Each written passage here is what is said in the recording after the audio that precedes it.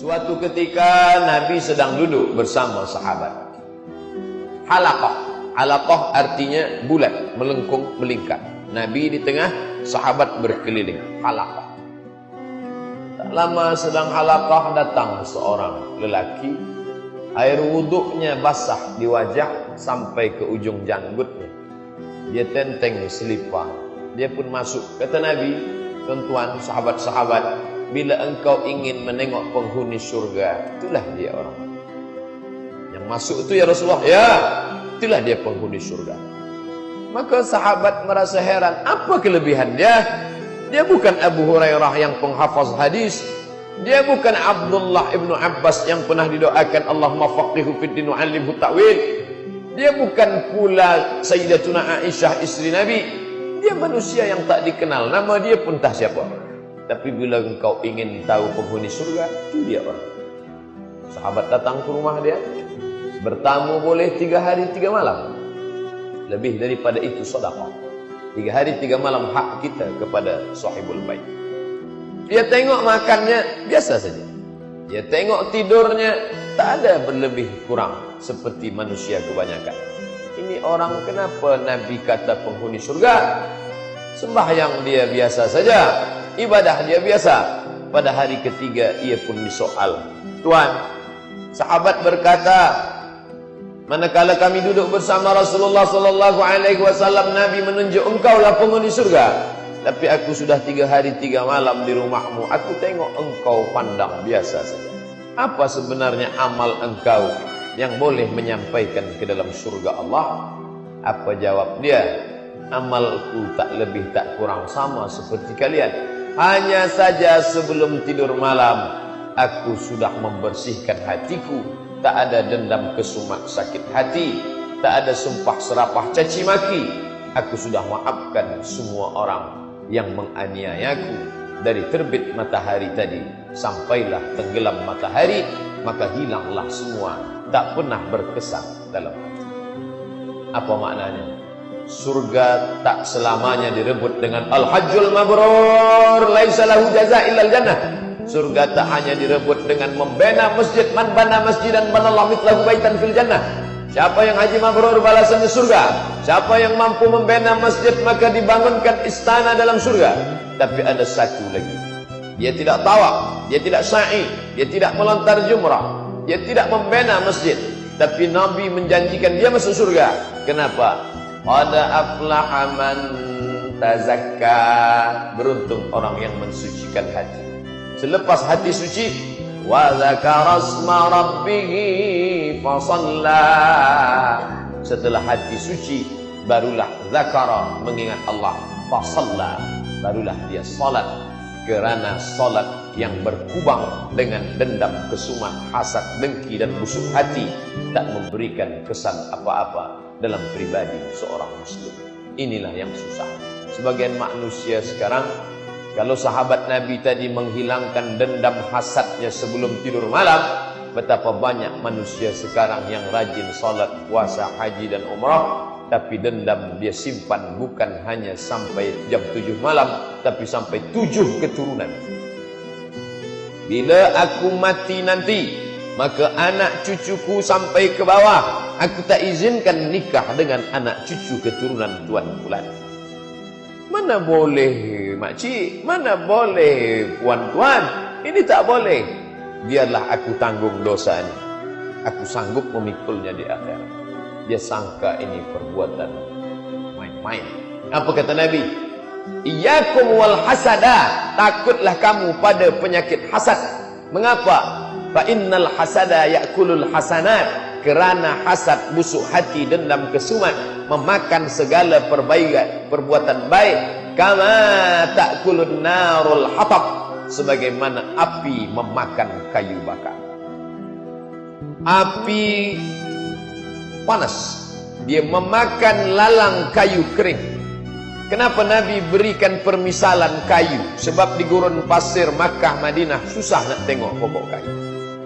Di tempat kita banyak pokok kayu, tapi pada masa Nabi sampai saat ini kita susah nak tengok pokok kayu. Bila ada satu pokok kayu besar, pastilah ada pipe air di bawahnya untuk menumbuhkan dia. Maka kata Nabi SAW, ada orang bersusah payah mencari kayu. Hari ini dia dapat satu batang, besok dia dapat satu ranting, besok dia dapat satu cabang. Dia tumpuk sampai setinggi.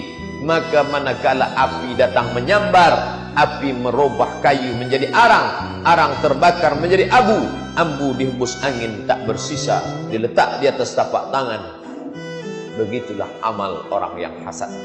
Oleh sebab itu kita sadarkan diri. Hai Tuan Abdul Somad, engkau sudah beri tazkirah, engkau sudah beri nasihat, engkau sudah salat, engkau sudah puasa, engkau sudah menuntut ilmu. Kau sangka amal kau banyak, amal yang banyak bagaikan kayu, tapi bila kau ada hasad di dalam, maka dia akan hilang bagaikan debu yang dihembus angin. Oleh sebab itu, siapa yang tahu kita ni hasad? Yang tahu hanya kita dan Allah Subhanahu wa ta'ala saja. Andailah hasad itu ditampakkan Allah dalam bentuk zahir, sesiapa yang hasad satu kali, maka tumbuh tai lalat satu.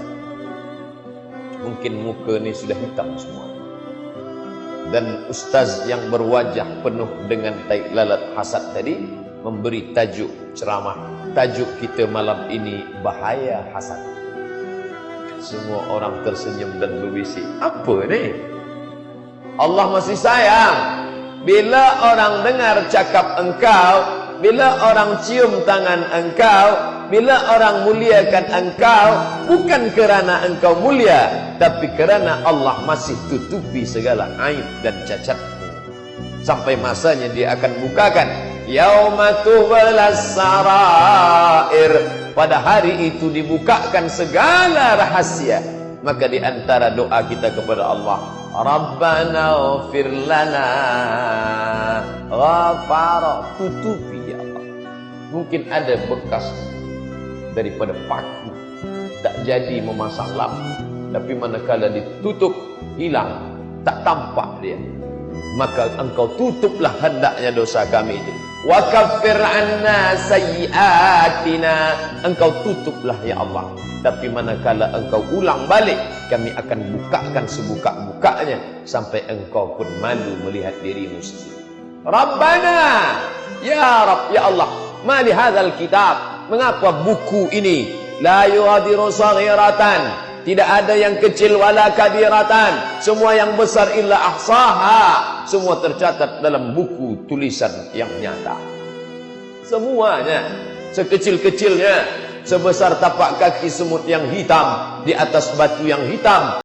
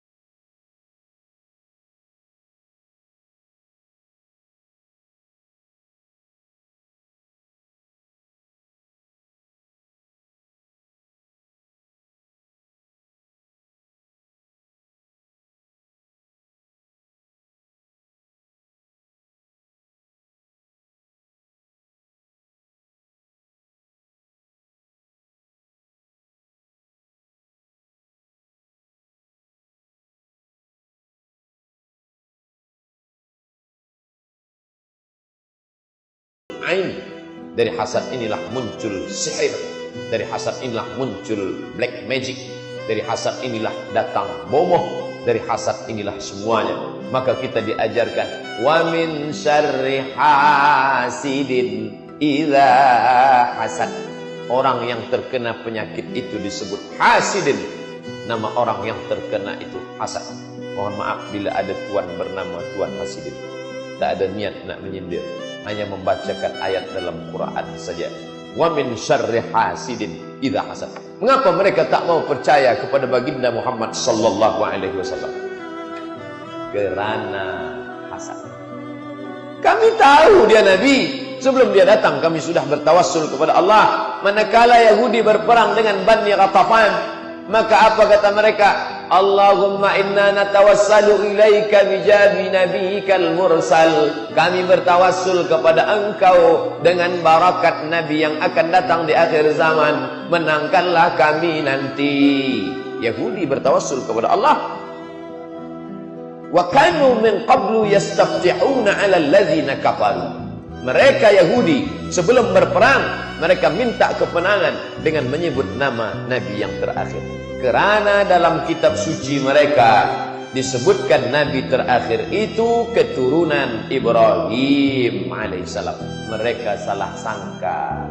Dia sangka dari Ibrahim beranakkan Ishak, beranakkan Yakub, beranakkan Yusuf, beranakkan Yahuza. Yusuf ada saudara kandung Yahuza, keturunan Yahuza, Yahudi, Zeus. Dia sangka daripada ini, maka dia salah menduga. Rupa-rupanya dia memang keturunan Ibrahim, tapi daripada Ismail dan bukan dari Ishak. Maka apa kata dia? Ini bukan yang kami inginkan. Kami tak ingin yang ini. Kami ingin nabi yang Yahudi. Maka dia tak percaya kepada Sayyidina wa Maulana Muhammad sallallahu alaihi wasallam.